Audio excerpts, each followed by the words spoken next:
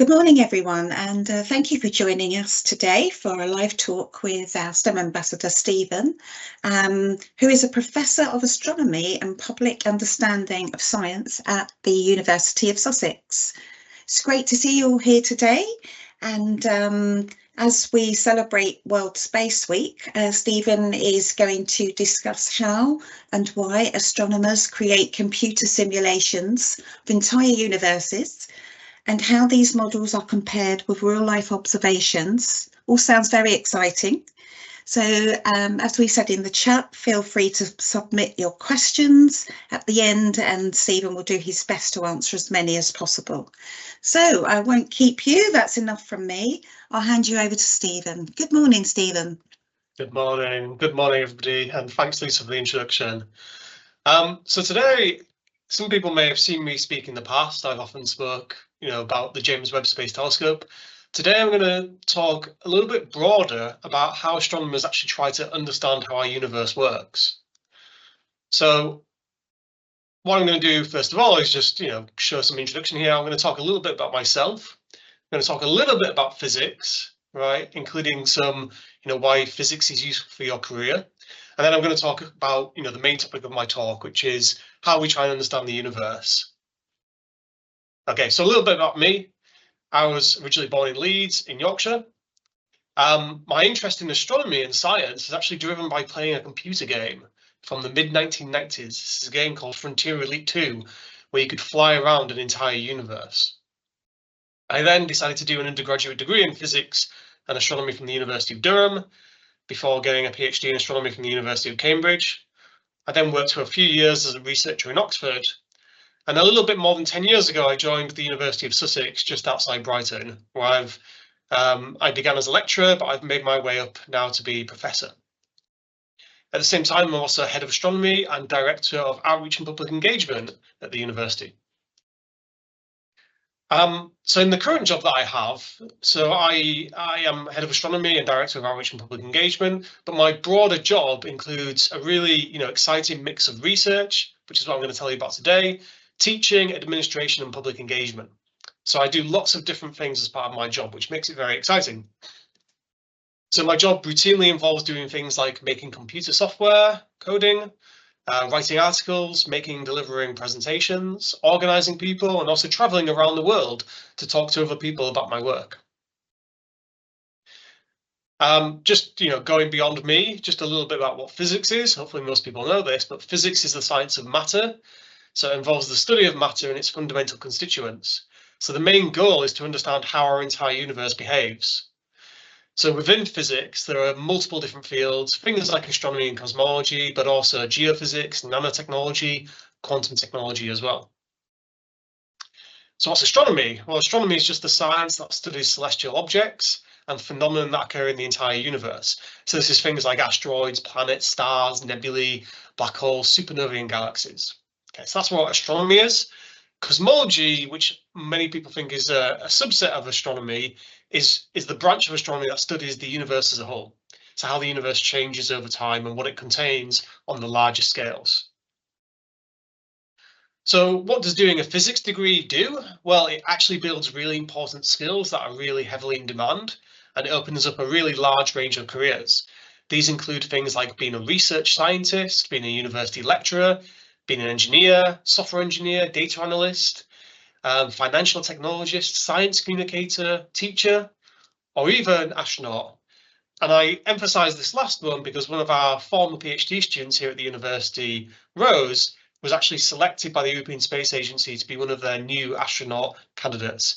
So Rose is at the moment very heavily involved in training and looks set to go into space at some point in the next 2 years, which is incredibly exciting for us, but obviously probably more exciting for her. Okay, so on to the main topic of my talk today, which is how astronomers try to understand the universe. Okay, so what we want to do is we want to understand how celestial objects and the universe as a whole works. The way in which we do this is to compare observations, what we can get from a telescope, with a model. And I'll talk a little bit more about these two things in a second. Okay. Also worth pointing out here that astronomy actually differs from other sciences, because in other sciences you can typically carry out controlled experiments. But in astronomy, we're really reliant on observations, right? We can't put a star in a box and prod it, right, and see what happens, right? We have to observe things happening, so we can't do these controlled experiments, which makes astronomy that a little bit more challenging. Okay.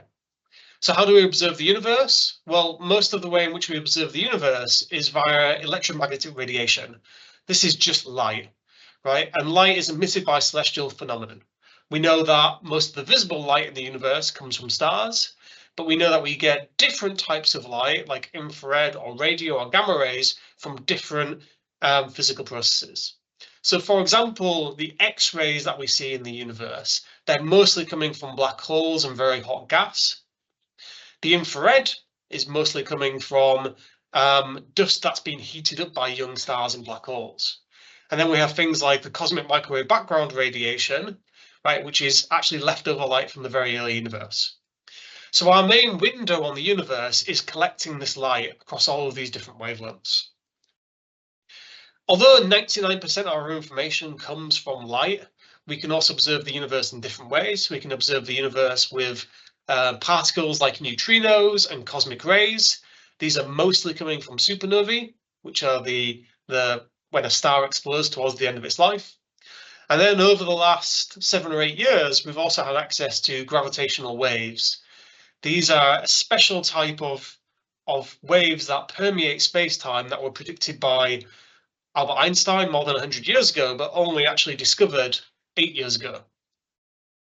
And these gravitational waves, they tell you about things like colliding black holes and stars. So really, really extreme, rare processes. Okay. So observations are made by observatories. Hopefully that's pretty obvious. An observatory combines a support structure, a telescope, and instrumentation. Now today, many of our ground-based telescopes are actually placed on very remote mountaintops. So this includes things like the Very Large Telescopes or the upcoming Extremely Large Telescope. In fact, the Extremely Large Telescope is the thing that you can see in the image over here. This is currently under construction. It might be difficult to work out the scale here, but this thing is really, really huge. It's about the same size as a typical football stadium, so something like the Amex in Brighton. Okay, and we put our observatories that are on the ground on top of mountains because that's where the sky is essentially the clearest, and you're often away from light pollution as well. Okay, so that gives you clearer images and more sensitive images. Now, if we can afford it, we can also put our observatories in space where we're able to completely overcome the effects of the atmosphere. And so examples here are things like the Hubble Space Telescope, which is, almost 35 years old now, or the James Webb Space Telescope, which only launched a few years ago. And if you heard me last year, you would have heard me talk about that. Okay, so what do we actually get from these observatories? Well, what we get is often imaging. So you can see on the left-hand side, we have an image. In this case, we've got an image of a selection of galaxies that are all actually crashing together. So all of the smears of light you can see in this image are actually individual galaxies containing hundreds of millions or billions of stars. And in this image, what we're seeing here is lots of these galaxies being crashed together. But we can also get spectroscopy. So spectroscopy is what we get if we just take the light from a single object and we split it up into all of its individual wavelengths. And so you can see at the bottom here, we have a spectra, which is showing you as a function of the wavelength of light or the color of light, how much light we see. And in this little galaxy that you can see, there's a little thumbnail of it down the bottom left. This is a galaxy that we're seeing when the universe was only a tiny fraction of its current age. But even in that little galaxy, we're able to see the signature of oxygen and hydrogen. Okay. But if we really want to understand how all of these objects work, it's not good enough to simply take observations. We need to compare those observations against a model or a theory. We need to have, something that predicts what we're seeing, and then we can test that model. So many celestial objects are really messy.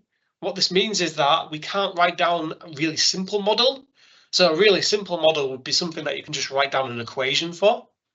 Unfortunately, because the universe is messy, right, in order to actually simulate astrophysical phenomenon, we often have to use simulations. So astrophysical simulations can include simulations of planets. I'm just going to show you one of these here. Oops. So what you're seeing here is a simulation of a Mars-sized object hitting an Earth-sized object, right? And this is something that we actually think happened. And we think this is actually where the moon came from.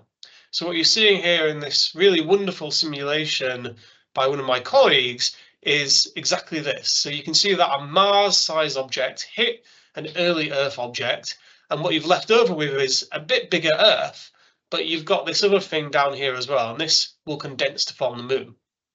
So these simulations, they take in all the relevant physics that we think is important, and then they run the universe forward. Right, so you can see in this case, we're simulating the formation of the Earth-Moon system. I really like this bit. So the proto-moon here actually loses some of the material back to the Earth before this breaks off and you actually end up with the Earth. It looks really cool. But the type of simulations that I work on don't just try to understand the formation of a single planetary system. We try and simulate the entire universe. Okay, so I mostly work on simulations of galaxy formation. So what these try and do is attempt to simulate how things like dark matter, gas, stars, and black holes evolve to form galaxies. Okay. So we know there's lots of different physics that governs how all of these things interact with each other and themselves, and all of those things come together to allow us to form galaxies. Okay. So in practice, the way that we do this is we set up a simulation where we have dark matter, black holes, stars, and gas all in that simulation. And then we look at how they interact with each other and themselves.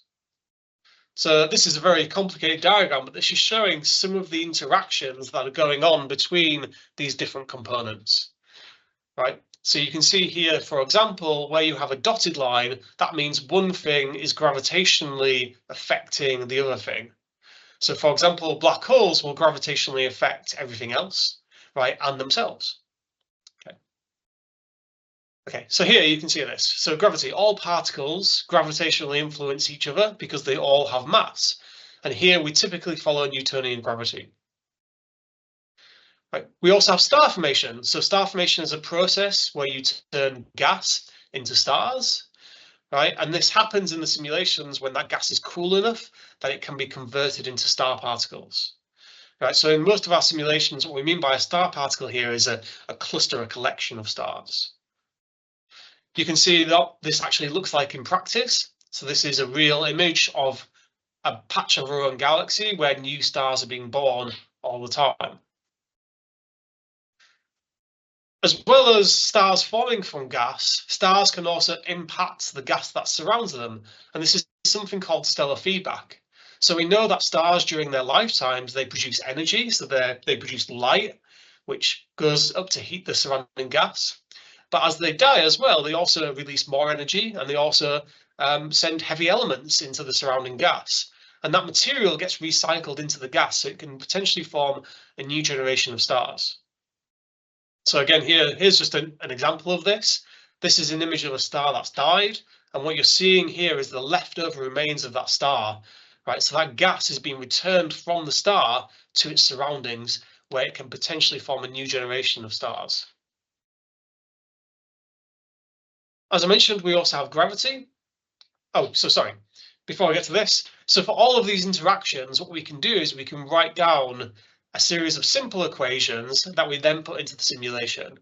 So as an example here, when we try to model gravity, right, gravity is just this force exerted by objects with mass. And while general relativity, which was developed by Einstein a little bit more than 100 years ago, is our most complete theory, it turns out for our purposes here, Newtonian gravity, which many of you are probably familiar with, right, is good enough to actually simulate what we see. And so you can see here just the very simple equation of Newtonian gravity. The force between two particles is equal to the product of their masses divided by their separation squared, multiplied by the gravitational constant. And so we put in this equation into our simulations, and then we can see how particles move. The last missing ingredient before we can actually run a simulation is to know what the universe looks like when we start the simulation. So before we press go. So fortunately, we actually have a map of what the universe looked like when the universe was very young. And this is something called the cosmic microwave background. This is essentially a map of what the universe looked like when the universe was only a few 100,000 years old. So when it was much younger than it is today. And so what we do is we take the properties of this map, right, and we can put that into our simulation. So we can kind of put the dark matter, right, and the gas particles where they think they should be according to this map, at least in the statistical sense. So by combining these initial conditions with all of our equations, we can then run a simulation. The very final ingredient here is that to run these simulations, we need a supercomputer. Unfortunately, you can't really do very big simulations on a simple desktop or a laptop. We really need to use here some of the largest supercomputers in the world. Okay, so what we do here is we take our initial conditions, and in most cases, this is coming from the cosmic microwave background, which is our snapshot of what the universe looked like when it was very young. We combine that with our understanding of physics, and that's things like gravity and hydrodynamics and cooling. So this is what the gas does. Processes like star formation and black hole formation. Lots of other physical processes. We combine those two together and we put them on a supercomputer. And what we end up then is with a simulation. Okay, so here is a simulation. So what you're seeing here is a small group of galaxies that are forming over time. Right, so again, we started our simulation when the universe was very young. We've got all of the important physics in here, of which gravity is probably the most important. And now we're pressing go on the simulation. Let me just run that again. Oops. So you can see over time, we see that this galaxy in the middle, which we're focusing on, it's growing by accreting, eating all of these other neighboring galaxies. And so we see that galaxy is growing this way. Now, armed with one of these simulations, or in fact, many of these simulations, we can compare them to the real universe as a way of testing our model. And if the simulations actually reproduce what we see in the universe, that's a great result, because it shows us that, you know, our model appears to be working well. And we're at the point now where our simulations actually do very, very well. They're able to reproduce many of the observations of our universe. However, we're not quite there yet. There are some things that we see in the real universe which we're not able to get right in our simulations. And that's where we're trying to work at the moment. Probably the most exciting part of this are black holes. We don't really understand how black holes form and how they eat material and grow. And so at the moment, what we're trying to do is we're trying to improve the modeling of black holes in our simulations. And we think that by doing that, we might be able to explain some of these weird results that we've seen from the James Webb Space Telescope recently. And so that just brings me to the end. The headline here is that we're actually now able to simulate entire universes. And by comparing these universes with observations, we can learn exactly how the universe, and specifically the physical processes like star formation, work. Just as a little bit of an advertisement, in case anybody is local to Lewis and Brighton, I'm also doing a couple of events coming up in 2 months' time, sorry, in a month and a half time, where you can learn more about some of the work that I do and some of the work that my colleagues do as well. And I will just end there. I think 1 minute early gives us a bit more time for questions. Wow, you did brilliantly, Stephen. Thank you so much. It's just so interesting, and you did fantastically well to try it and put as much as you could into those 20 minutes. So thank you. And we've got some fantastic questions coming in. So I'm going to hand you over to my colleague, James, to put those to you. Hi, James. Hi. So, Stephen, the first question we've got is, how long does it take to construct and build a telescope like the one you mentioned, as large as a football pitch? So the extremely large telescope, we've been planning it for about 20 years. The actual construction phase is taking about 10 years. So these are really, really huge projects. They do take a lot of time. You know, people are spending, you know, a good fraction of their careers working on these projects. The other big one that, you know, obviously launched a couple of years ago was the James Webb Space Telescope, and that was under development for 30 years. It was being constructed for about 20 of those years. and then we're going to have it for about 25 years. So they really are, really huge projects where people are spending, a significant fraction of their careers. And it's just because we're pushing the limits of technology, right? This is not, something that you can just buy off the shelf. We're inventing new technology because we have to do that in order to get the results that we need. So we're really pushing the technology and the engineering to its extreme there. But that's a great question, James. Thank you. The next one we've got in is asking, what is an supercomputer? So a supercomputer is just really a big computer, a much more powerful computer than the one that you might be watching this on right now. In practice, we don't just make one giant computer. Most supercomputers are actually just collections or clusters of lots of small computers. And that allows us to actually run these simulations much more efficiently. So some of the biggest supercomputers have, tens of thousands of little computers inside of them, but they can all do one task at the same time. So supercomputer, is really just a really big computer, bigger than the typical computers that we have now. And, the supercomputers from 20 years ago were probably not much more powerful than the computer that's on your desk right now. Right, so a supercomputer is really a relative term. It's really saying it's something bigger than what most people have access to. Thank you, Stephen. And the next one we've got is Hugh from Seaford, who's asked, how do we find out the probability that there is other life out there? That's a really good question. It's one of these, really giant questions that, if we discovered life elsewhere in the universe, it would change our civilization. It would change how we think about ourselves. Now, until relatively recently, we didn't really have the tools to discover life elsewhere in the universe unless it came to see us. Now, I don't think life has come to the Earth to see us, alien life. I don't think that has happened. So all we can really do is try to look for life. Now, with something like the James Webb Space Telescope and in the future ELT, we actually now have the tool to say whether there is life on some of these other planets that we've discovered. So by looking at those planets carefully, we can look for signs of things like plant life, like weird chemistry, which might be telling you that there's life there. But really, we've only really had access to this capability over the last couple of years. And at the moment, we're only able to do this for a tiny number of planets where obviously we can't guarantee finding any life. So over time, what we're going to see is that our ability to find life elsewhere in the universe, if it does exist, is going to increase. So it's a really exciting time. There is the potential now that we could find life on another planet, right? I can't tell you that's going to happen, but we have the ability to do it now.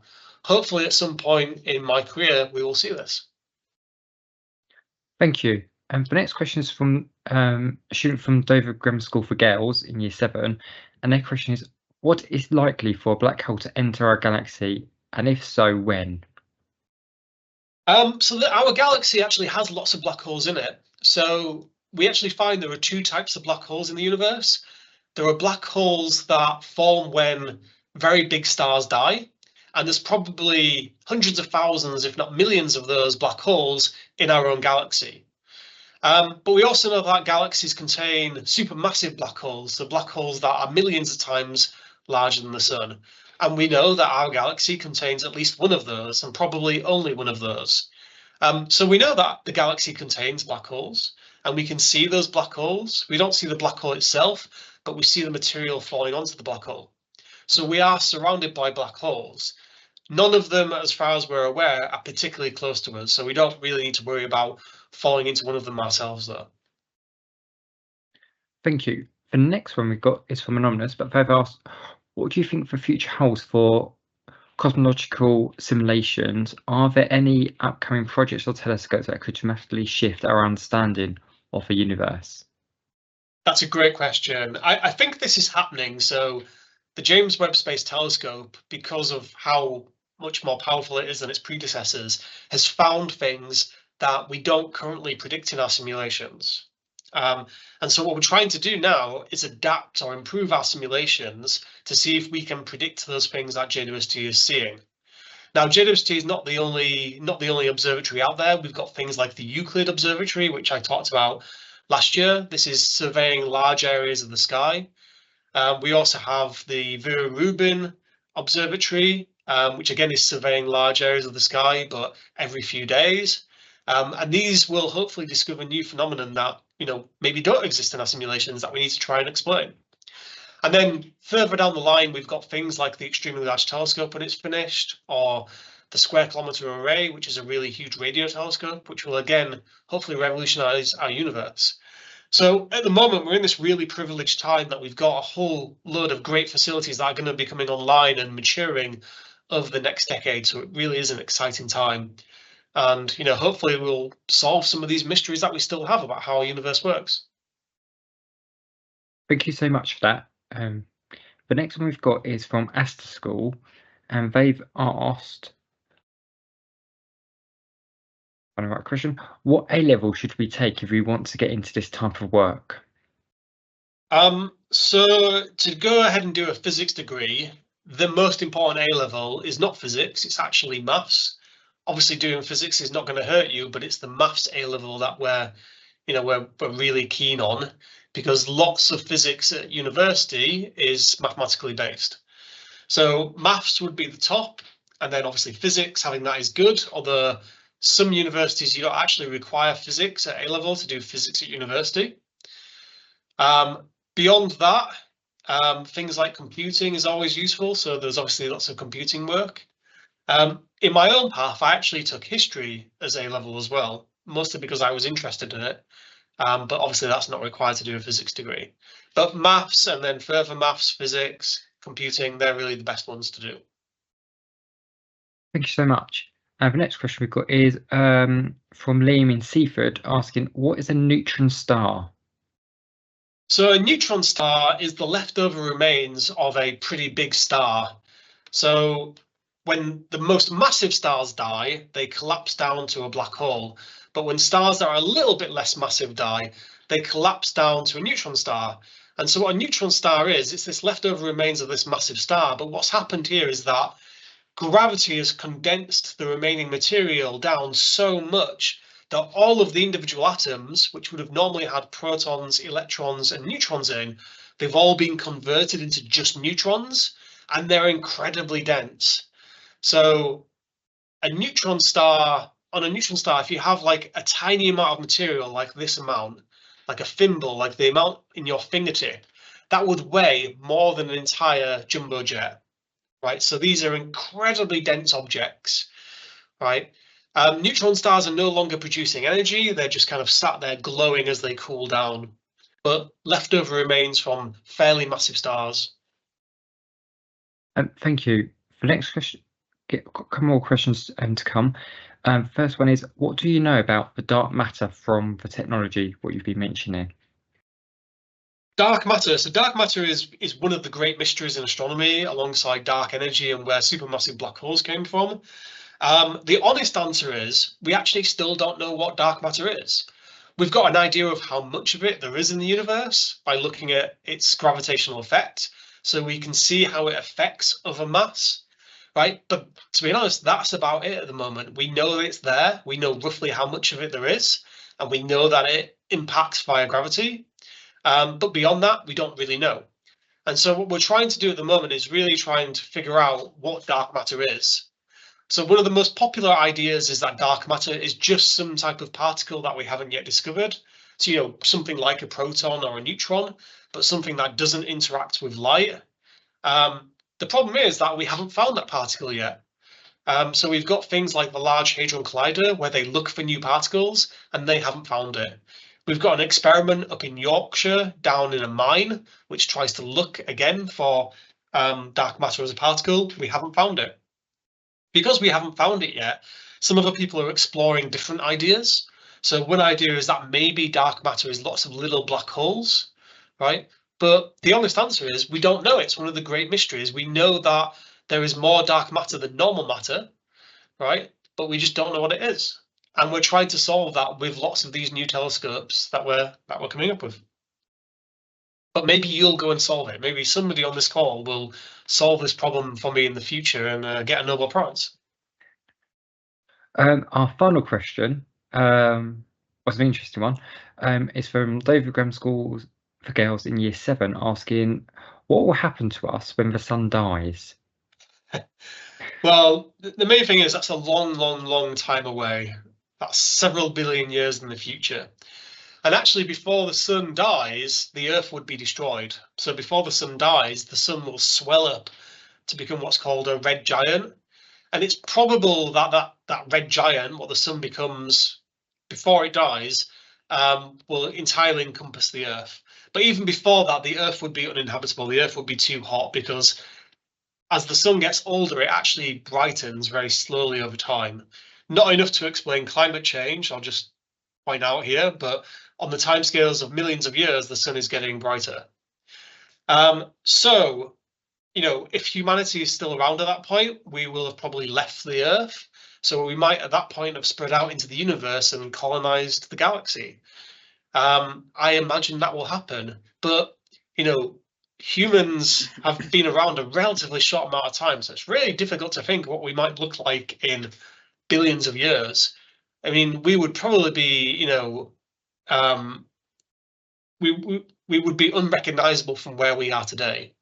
Right? And obviously science fiction has tried to explore this a little bit. So I think this is a common trope in things like Doctor Who to look at the future of humanity. But yeah, we won't be on the Earth when that happens, is what I would say though, because the Earth would have been destroyed before then.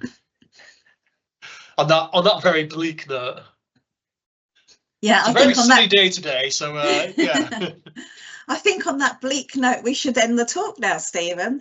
No, that has been absolutely amazing. It's so informative and interesting, and I'm sure our audience will be inspired to learn more about careers within the space sector. There's just untold jobs, some probably not even created yet. So thank you very much, everyone, for joining us. Thank you, Stephen, and we hope everyone enjoys the rest of World Space Week. Thank you. Goodbye. See you later.